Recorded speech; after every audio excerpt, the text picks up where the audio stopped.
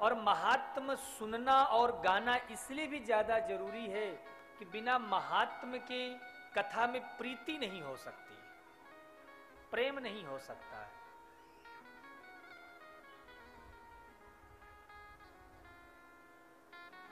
भैया गंगा स्नान करने जा रहे हैं और गंगा स्नान की महिमा ही नहीं पता तो गंगा स्नान का क्या फायदा? बताओ, है कोई फायदा? कोई फायदा नहीं। तो इसी तरह से भागवत सुनने बैठे हैं, घर का सारा काम काज छोड़ करके। कोई महाराज केदारपुर से आया है, कोई गांधी चौक से आया, कोई गोधनपुर से आया है, कोई महाराज महामाया चौक से आया है? तमाम जगह से आए हैं, सब घर का काम काज छोड़ के। पर कथा की महिमा ही नहीं पता तो कथा का फायदा क्या? इसलिए सबसे पहले कहीं भी जाओ, चाहे तीर्थ स्थान में जाओ, चाहे कथा सुनने जाओ, पहले उस कथा के महात्म्य को सुनना चाहिए। हम भागवत सुन रहे हैं, भागवत सुनने का क्या फल है, क्या होता है भागवत सुनने से, क्यों सुने भागवत की कथा, क्या मिलेगा, ये सबको जानना आवश्यक है। तो आज इन सब विषयों में चर्चा की जाएगी, तो बहुत ध्यान से सुनिएगा। अच्छा, एक बात और है, हमारे परम शिष्य श्री शैलेश सिंह जी के आंगन में यह भागवत पधारी हैं, प्रकट हुई हैं। तनिक विचार करिए, ऐसा क्या इन्होंने जीवन में कर्म किया होगा कि जिससे ये भागवत एक बार नहीं अपितु दूसरी बार पूरे परिवार के साथ सुनने का अवसर प्रदान कर रहे हैं पूरे परिवार को। विचार करो, ऐसा क्या कर दिया, ऐसा कौतुक महाराज। अन्यथा मैं ऐसे भी लोगों को जानता हूं जिनका सालों से प्लानिंग चल रही है, महाराज भागवत सुननी, महाराज भागवत सुननी, हाँ करानी है। कोई कह रहा है पिताजी को सुनाना है, कोई कह रहा है दादाजी को सुनाना है। महाराज उनकी प्लानिंग चल रही है, एक के बाद एक खिसकते चले जा रहे हैं, लेकिन प्लानिंग आज की भी कथा की चली रही है। पहले पर बाबा जी चले गए, बाबा जी चले गए, दादाजी, हाँ महाराज सुननी है, सब सरकते चले जा रहे हैं, लेकिन भागवत नहीं हो पाती। तो इस कथा के लिए केवल धन की आवश्यकता होना जरूरी नहीं है, केवल मन की आवश्यकता होना भी जरूरी नहीं है। बहुत लोगों को मैं जानता हूं जिनके पास धन है फिर भी नहीं करा पा रहे हैं। बहुत लोगों को मैं जानता हूं जिनके पास मन भी है कि भैया कथा हो जाए, कथा हो जाए, फिर भी नहीं हो पाती है। तो कथा में क्या बोले, धन की भी उतनी आवश्यकता नहीं है, मन की भी उतनी आवश्यकता नहीं है। तो भागवत सुनने के लिए क्या चीज की आवश्यकता है? बोले भागवत सुनने के लिए बिहारी जी की कृपा की आवश्यकता है। इस परिवार पर ठाकुर जी की ऐसी कृपा हो गई कि एक बार फिर से हम और आप एकत्रित हो गए। भाग्योदयेन बहुजन्म समर्जितेन सत्संग मम चलभते पुरुषो यदा वै अज्ञान हेतु कृत मोह मदांधकार नाशम विधाय ही तदो दयते विवेकः। एक जन्म के नहीं, कई जन्मों के पुण्य जब संचय होते हैं तब ऐसी ज्ञानमयी भक्तिमयी कथा सुनने का अवसर प्राप्त होता है। भाग्योदयेन, जब भाग्योदय होते हैं, कब के? बोले 10 साल पहले के, 5 साल पहले के। अरे महाराज हम अभी गए थे फलाने जगह, वहां भी गुप्त दान करके आए, फलाने जगह ये करके आए। तो बोले नहीं, एक जन्म के पुण्य से भागवत सुनने का अवसर मिलता ही नहीं है। तो बहुजन्म समर्जितेना, कितने जन्म साहब, कितने जन्म? बहुत सारे जन्मों के। तो जितने भी आज इस गौरी मंदिर के प्रांगण में विराजित है ना, उन सब के इस जन्म के पुण्य नहीं उदय हुए। कितने जन्मों के? बहुत सारे जन्मों के पुण्य उदय हो गए हैं। क्यों? संसार में 2 ही चीज बहुत दुर्लभ है। क्या? सबसे कठिन क्या है, दुर्लभ क्या है? गाड़ी खरीदना साहब, मकान बनाना बहुत दुर्लभ है। तो दुर्लभ क्या है? महाराज घर मकान धन परिवार पत्नी बच्चे ये तो सबके होते हैं। हाँ? सुत दारा अरु लक्ष्मी पापी के भी होए। जो दुष्ट लोग होते हैं ना उनके भी घर होता है, मकान होता है, संपत्ति होती है। तो सुत दारा अरु लक्ष्मी पापी के भी होए। तो कठिन क्या है, दुर्लभ क्या है? बोले पहला संत समागम, गुरुजनों का दर्शन हो जाए, संतों का दर्शन हो जाए। और दूसरा हरि कथा, दूसरी भगवान की कथा सुनने को मिल जाए। तो संत समागम हरि कथा तुलसी दुर्लभ दोए। तुलसीदास जी कहते ये दो चीजें बहुत कठिन हैं। और महाराज आज आप सभी लोग इस हरि कथा से जुड़ रहे हैं, तो ये परमात्मा की अतैव कृपा है। ये भागवत क्या करती है? बोले ये बिहारी जी से मिलवाती है।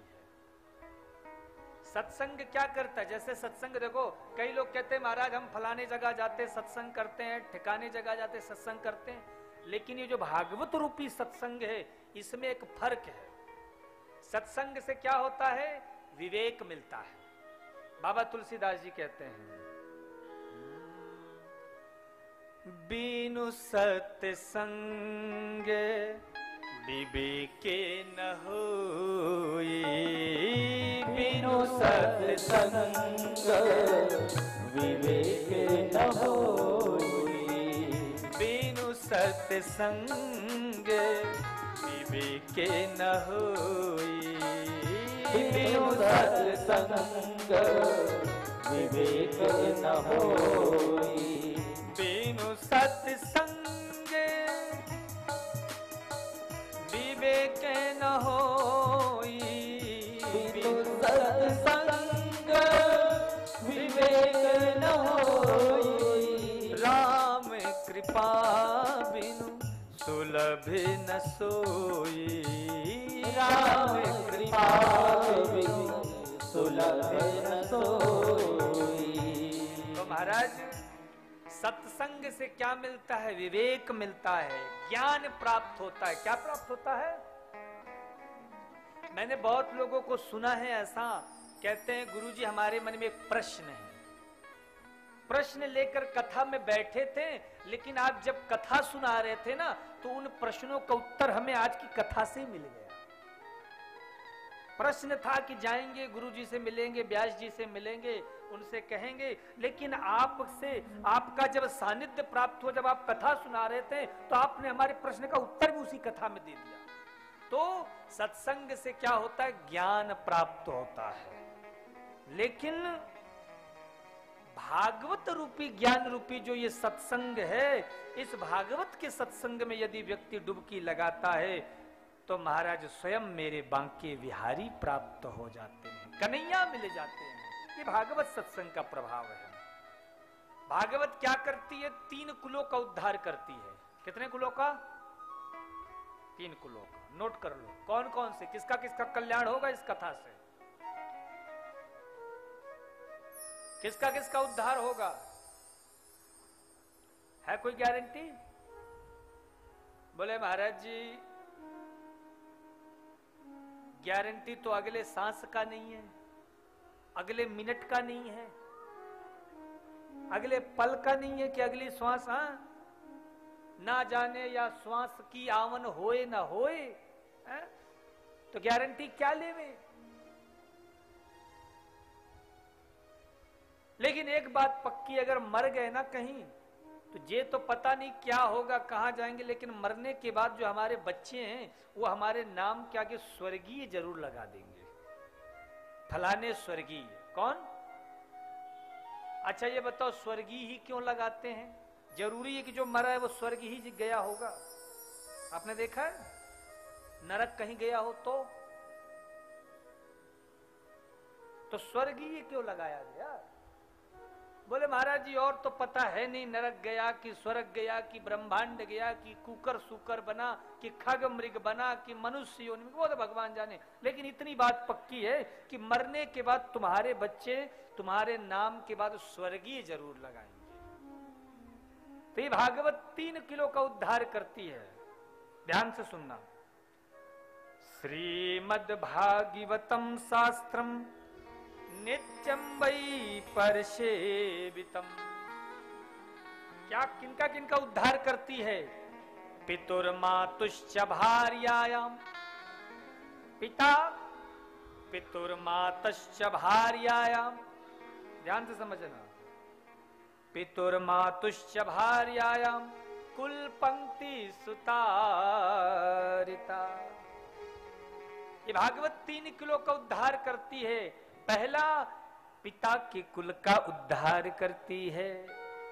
दूसरा, मातुश्च, मां के कुल का भी यह उद्धार करती है। पिता के कुल का उद्धार करती है, फिर मां के कुल का भी उद्धार करती है। और तीसरा, भार्याया, मतलब पत्नी के भी कुल का उद्धार होता है। तो ऐसी यह दिव्य भागवत है। जिस घर में भागवत होती है उस घर के पितृ आनंदित होते हैं, उस घर के पितृ प्रसन्न हो जाते हैं। कहते हैं जब उस घर का पुत्र पौत्र कथा सुनने के लिए भागवत पांडाल जाता है ना, तो पितृलोक में बैठे पितृ खड़े हो जाते हैं, नृत्य करने लग जाते हैं। जब कथा में सुनते हुए वह पौत्र नृत्य करता है, जय जयकार लगाता है, तो महाराज पितृलोक से पितृ प्रसन्न होकर नृत्य करने लग जाते हैं। प्रसन्न होकर के वो कहते हैं कि अब ये हमारा उद्धार करने के लिए आ गया है। यमदूतों के सामने ताल ठोकने लगते हैं कि हे यमदूतों, तुमने हमें बड़ा कष्ट दिया है, अब देखो हमारे कुल का दीपक आ गया है, अब हमें तुम्हारी पीड़ा से मुक्ति मिल जाएगी, अब हम यम कष्ट से मुक्त हो जाएंगे। इसलिए महाराज जी भागवत 3 कुलों का कल्याण करती है। इसलिए वो परम बड़भागी हैं जो भागवत भागीरथी में गोता लगाते रहते हैं। इसलिए जब कथा में बैठो तो बड़े शांति के साथ चित्त को एकाग्र करके और फिर कथा में बैठो, क्योंकि ये कथा में आए हो तो निश्चित रूप से ये जो तुम्हारे कानों से ये जो स्वर पहुंचेगा, ये तुम्हारे जीवन का उद्धार ही करेगा।